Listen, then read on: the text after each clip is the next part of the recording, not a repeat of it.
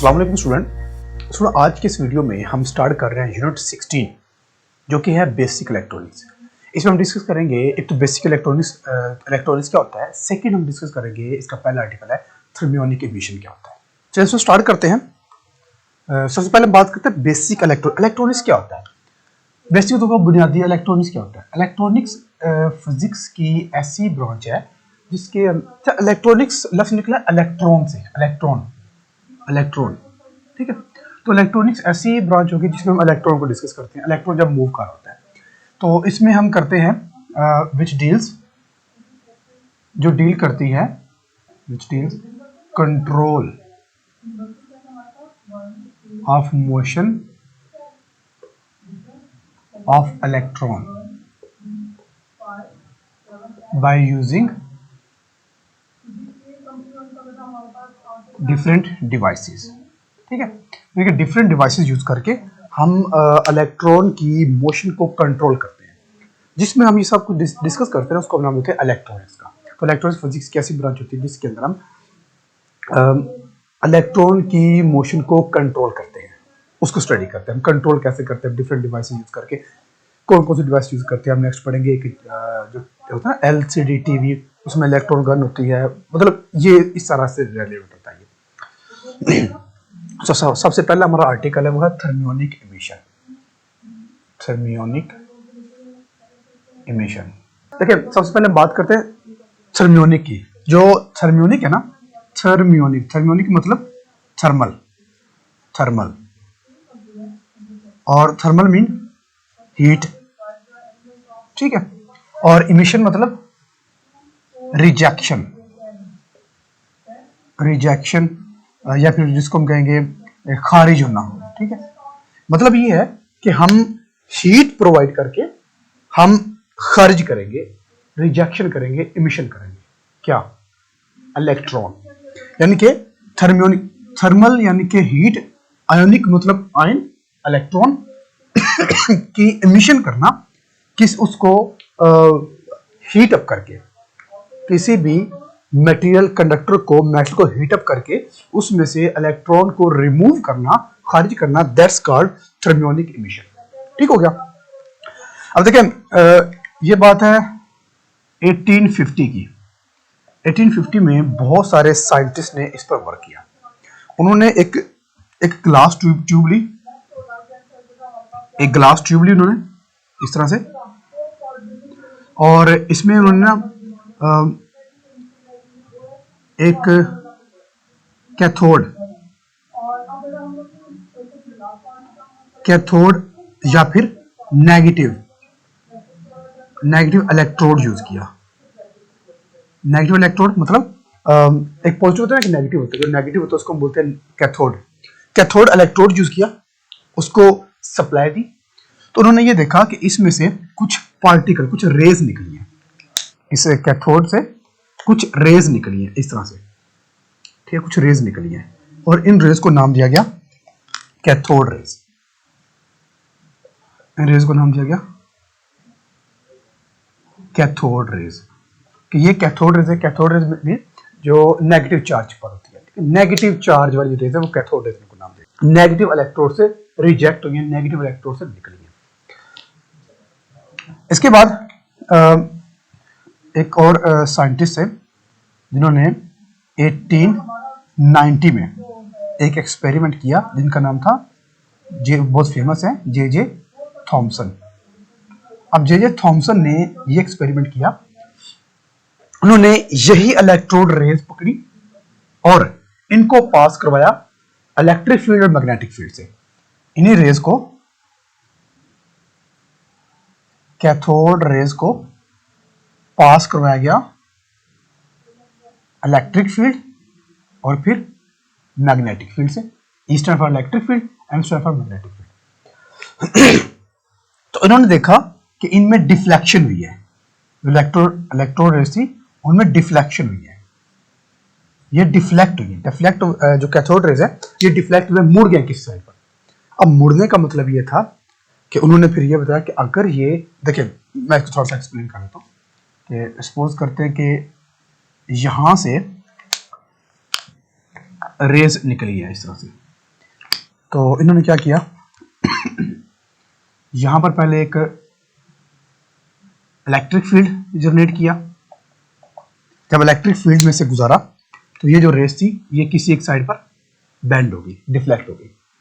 फिर उन्होंने क्या किया कि यही रेस जो थी जब यहां से निकली तो इन्होंने यही रेस पास करवाई मैग्नेटिक फील्ड से। अब की बार ये मैग्नेटिक फील्ड है, ठीक है। जब मैग्नेटिक फील्ड से पास हुई तो ये रेस अगेन बेंड होगी। तो उन्होंने कहा कि अगर ये बेंड हो रही है ना, इसका मतलब है कि इनके ऊपर कोई ना कोई चार्ज है। अब ये बेंड किस साइड पर हुई थी, ये बेंड हुई थी पॉजिटिव साइड पर, यानी कि एक तो नॉर्थ साइड पर और दूसरा ये पॉजिटिव प्लेट की तरफ बेंड हुई। उन्होंने कहा अगर ये पॉजिटिव की तरफ बेंड हुई है, इसका मतलब है कि इनके ऊपर कौन सा चार्ज होगा, पॉजिटिव की तरफ गई है, इसका मतलब इनके ऊपर नेगेटिव चार्ज था। तो उन्होंने कहा कि जो कैथोड रेज है, जो कैथोड रेज है वो नेगेटिव चार्ज है, ठीक है। इन्होंने फिर ये कंक्लूजन किया। अब देखिए इसके बाद बात करते हैं थर्मियोनिक एमिशन को हम डिफाइन करते हैं। सो डिफाइन यूं देखिए हमें पता है कि एक हमारे पास अगर मेटल है ना, तो मेटल के अंदर फ्री इलेक्ट्रॉन होते हैं। अगर ये मेटल इसके अंदर फ्री इलेक्ट्रॉन है, अगर फ्री इलेक्ट्रॉन है तो ये यहां से भागते क्यों नहीं है, फ्री है ना। जैसे कि एनिमल्स होते हैं, एनिमल को चेन से बांधा जाता है, रस्सी से बांधा जाता है, इसलिए वो नहीं भागता। अगर उसको हम फ्री कर दे, उसकी चेन काट दे, रस्सी काट दे, तो फिर भी वो अगर अपनी जगह पे रुका रहता है, इसका मतलब है कोई रीजन है, कोई वजह है। अदरवाइज क्या होता है, एनिमल की रस्सी काट दे तो एनिमल भाग जाता है क्योंकि अब की बार वो फ्री हो चुका है। अगर मेटल के अंदर फ्री इलेक्ट्रॉन है तो वो फ्री इलेक्ट्रॉन मेटल से एस्केप क्यों नहीं करते, मेटल से भागते क्यों नहीं, वो रीजन है ना, क्यों नहीं भागते वो। देखिए मेटल जब तक वो रूम टेम्परेचर है ना, रूम टेम्परेचर पर जो इलेक्ट्रॉन होते हैं वो एस्केप नहीं करते रूम टेम्परेचर पर। वजह क्या है, देखें अगर सपोज ये हमारे पास मेटल है, इसके अंदर ये सारे के सारे फ्री इलेक्ट्रॉन हैं, ये रूम टेम्परेचर की बात हो रही है, तो इनके दरमियान में फोर्स ऑफ अट्रैक्शन होगी वो स्ट्रॉन्ग होती है। इनमें जो फोर्स ऑफ अट्रैक्शन होगी वो स्ट्रॉन्ग होगी, इन सब के दरमियान आपस में होगी, ठीक है, वो स्ट्रॉन्ग होगी इस तरह से, जिसकी वजह से ये एस्केप नहीं करेंगे। ये बात हो रही है रूम टेम्परेचर पर। अगर इसका टेम्परेचर हम इंक्रीज करते हैं, बहुत हाई कर देते हैं, हाई करने का मतलब ये नहीं है कि रूम टेम्परेचर ऑलमोस्ट हम 25 डिग्री कहते हैं, जो रूम टेम्परेचर हम कहते हैं तकरीबन 25 डिग्री होता है। तो हाई टेम्परेचर कम करने का मतलब ये नहीं कि इसको 30 डिग्री कर दिया, 40 डिग्री कर दिया, नहीं है। हाई करने का मतलब है हम 100 प्लस में जाते हैं। अगर वो कहता है कि हम इनका टेम्परेचर इंक्रीज करते हैं, बढ़ा देते हैं, राइज कर देते हैं, तब जाकर जो इनमें फोर्स ऑफ अट्रैक्शन होती है ना वो वीक हो जाती है, ठीक है। तब जो कहा जाए कि जो फोर्स ऑफ अट्रैक्शन होती है बाय इंक्रीजिंग टेम्परेचर, कि टेम्परेचर को इंक्रीज करने से फोर्स ऑफ अट्रैक्शन जो होती है, फोर्स ऑफ अट्रैक्शन वो वीक हो जाती है, एंड इलेक्ट्रॉन, और जो इलेक्ट्रॉन होते हैं वो एस्केप कर जाते हैं, ठीक है। और ये कब अक्कर होता है, जब टेम्परेचर इंक्रीज करते हैं, ठीक है। किसी भी मेटल का जब टेम्परेचर रूम टेम्परेचर है तो उसमें, क्योंकि फ्री इलेक्ट्रॉन तो हो गए, लेकिन वो फ्री इलेक्ट्रॉन मेटल की सरफेस को छोड़ कर नहीं जाएंगे। क्यों, क्योंकि टेम्परेचर कम है तो मॉलिक्यूल के दरमियान में फोर्स ऑफ अट्रैक्शन ज्यादा है, तो वो नहीं निकलेंगे। जब हम इसका टेम्परेचर इंक्रीज करते हैं तब जो फोर्स ऑफ अट्रैक्शन होती है वो वीक हो जाती है, और जो इलेक्ट्रॉन होते हैं वो सरफेस से एस्केप कर लेते हैं। जब सरफेस से एस्केप करते हैं तो मेटल के ऊपर पॉजिटिव चार्ज आ जाता है, क्योंकि इलेक्ट्रॉन रिमूव कर गए तो पॉजिटिव चार्ज आ जाएगा। अच्छा, अब ये जो एस्केप करवाने के लिए हमें कितना वोल्टेज चाहिए होगा, कितनी करंट चाहिए होगी। अगर हम बात करें ना टंगस्टन की, आपको पता टंगस्टन क्या, सॉरी फिलामेंट की, मतलब फिलामेंट क्या होता है, फिलामेंट जो बल्ब के अंदर लगा होता है स्प्रिंग का, ये टंगस्टन का बना होता है। टंगस्टन किसका बना होता है, टंगस्टन का। टंगस्टन मेटल का नहीं है, ये टंगस्टन का बना होता है।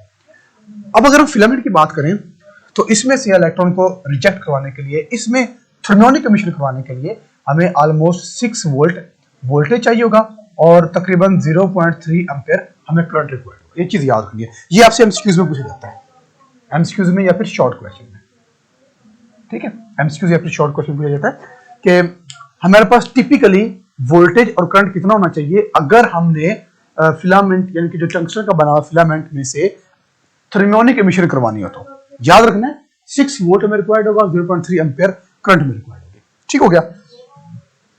तो ये हमारे पास आज का टॉपिक में पढ़ा है थर्मियोनिक एमिशन, जिसमें हमने ये पढ़ा कि थर्मियोनिक एमिशन का मतलब होता है कि मेटल की सरफेस में से इलेक्ट्रॉन को रिजेक्ट करवाना एक सफिशिएंट अमाउंट ऑफ वोल्टेज और करंट प्रोवाइड करके, और वो कितनी होती है फिलामेंट के लिए 6 वोल्ट वोल्टेज होगा, 0.3 एम्पियर करंट होता है। ठीक हो गया। तो स्टूडेंट ये था आज का हमारा topic thermionic emission. I hope कि आपको अंडरस्टैंड हुआ होगा। अगर इससे रेलेवेंट कोई आपकी क्यूरी हो तो आप पोर्टल से पूछ सकते हैं।